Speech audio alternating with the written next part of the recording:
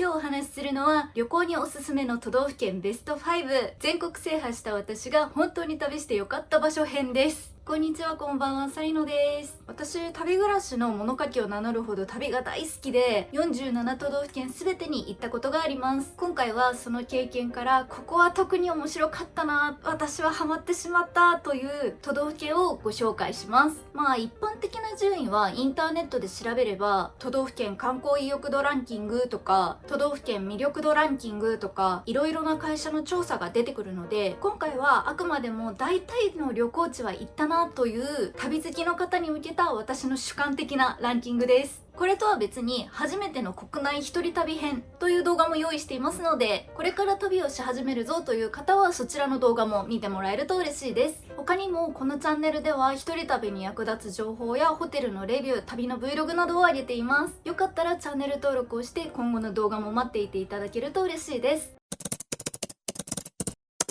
ということで、私の主観による旅行におすすめの都道府県ベスト5、全制覇した私が本当に旅してよかった場所編、5位は鳥取県です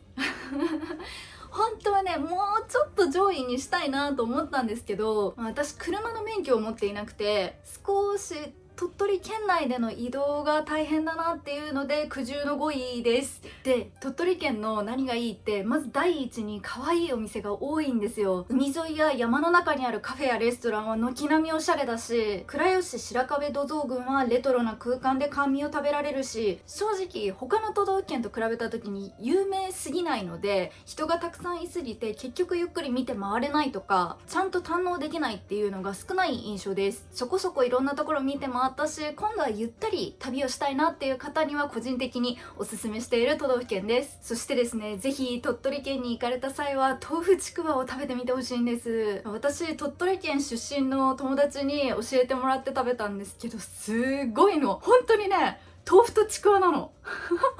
長鯛を表すって豆腐ちくわのための言葉なんだなって思った。スーパーとか道の駅とかに売っているので、いろんな味もあるから結構ちょこちょこね食べてみてもいいんじゃないかなと思います。賞味期限がねあんまり持たないので、お土産というよりは現地で食べるイメージです。ちなみにこの動画を見てくださってる中で鳥取県のピンクカレーを食べたことがある方はいらっしゃいますか？私まだ怖くて食べれてないんですけど、もしいらっしゃったらどういう感じかだけ感想をね教えてもらえると嬉しいです。そして4位は長崎県です。こちらももっと上位にしたかったんですけど、なんか長崎って長崎空港の位置とか、あと五島列島がある関係で、1回の旅行で全ての行きたい場所を回りきるのは不可能な都道府県だと思うんですよね。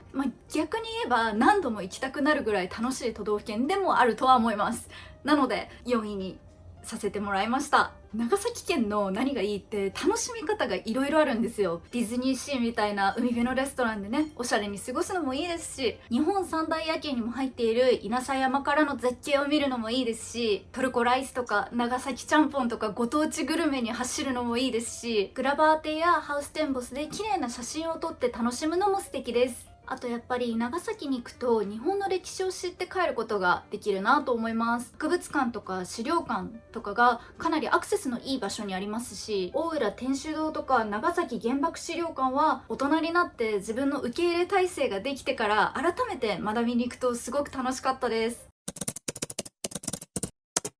3位は石川県です。石川県はねとにかく楽しいんです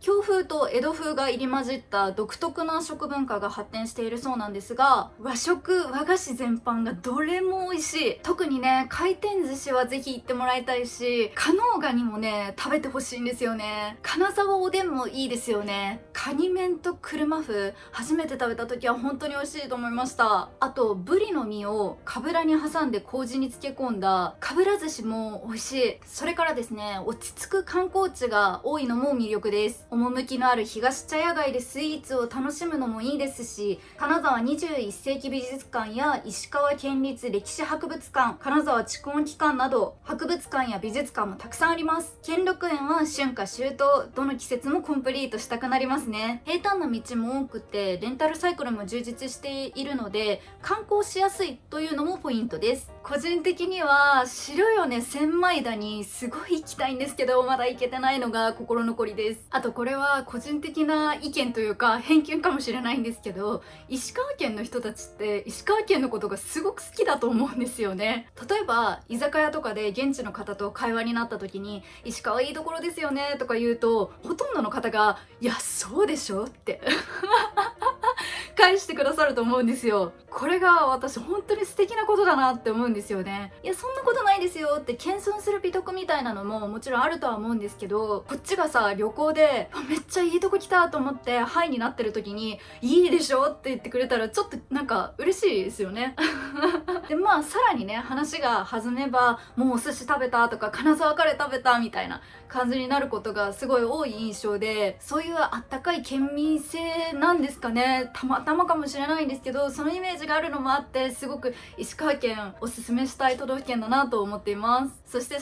2位は和歌山県です。和歌山県はね大阪からサクッと行けちゃう距離感なのにがっつり旅行を楽しめるんですよ。日本三古島の一つである白浜温泉、日本三大古道の一つである熊野古道大門坂、橋杭岩もね行ってよかったです。そういう観光名所も充実しているなって思いますし、山も海もあるから食がね美味しいんですよ。ご当地グルメっていうよりかは素材そのものが美味しいなっていうイメージが個人的にはあって、お魚だったらマグロ、タチウオ、タイどれも美味しいですし、果物だったらイチゴ、桃、みかん、柿、あと蛇腹などなど、特に個人的にはね和歌山で食べたみかんが美味しすぎて忘れられない味になっています。なんか旅行地のグルメとかって結構脂質が高めだったりとかして胃腸が弱めの方とかってあんまりたくさん食べれないなみたいな方とかもいると思うんですよ。そういう方にこそ私は個人的に素材が美味しい系都道府県をおすすめしていて、その最たる場所が和歌山だと思うんですぜひね行ったことないって方は本当に和歌山行ってみてほしいです。そして栄えある第1位は青森県です。自然、食、文化、人、アクティビティ、もうね旅のどれをとっても最高に楽しい都道府県だと思います。毎年8月2日から7日に開催されるねぶた祭りはもちろんのこと、個人的には春とか夏もおすすめで、まるでジブリのような大自然を楽しむのなら十和田市にある奥入瀬渓流や十和田湖、津軽海峡の荒波が削り上げた大自然の造形仏ヶ浦も死ぬまでに一度行きたい場所だなと思います。もちろん雪も魅力の一つで、幻想的な雪景色を見るんだったら八海山の樹氷を見たいですよね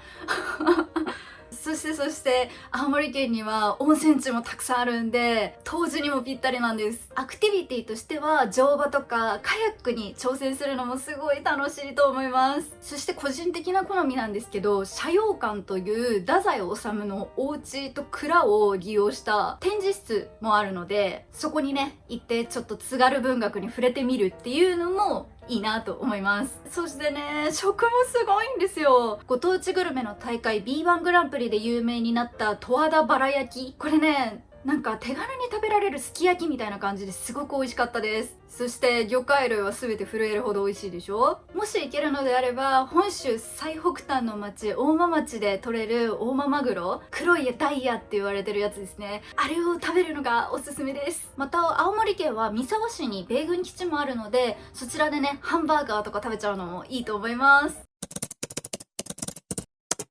ということで私の主観による旅行におすすめの都道府県ベスト5、全制覇した私が本当に旅してよかった場所編。1位青森県、2位和歌山県、3位石川県、4位長崎県、5位鳥取県でした。いやーかなり主観にまみれてますね。ちょいちょい挟ませてもらったんですけど、こちらはあくまで私が個人的にすごくおすすめしたい都道府県です。まだね旅行してない場所があったっていう方はぜひ行ってみてください。繰り返しになりますが、初めての国内一人旅編という動画も別で用意しています。これから旅を始めるぞっていう方とか、王道なのが知りたいんだよねっていう方はそちらの動画も見てもらえると嬉しいです。そんな感じです。最後まで見てくださってありがとうございました。グッドボタンやコメントなどで反応もらえると励みになります。ぜひねみんなの地元とかおすすめの都道府県とかここいいよっていうのも教えてもらえると嬉しいです。ではでは。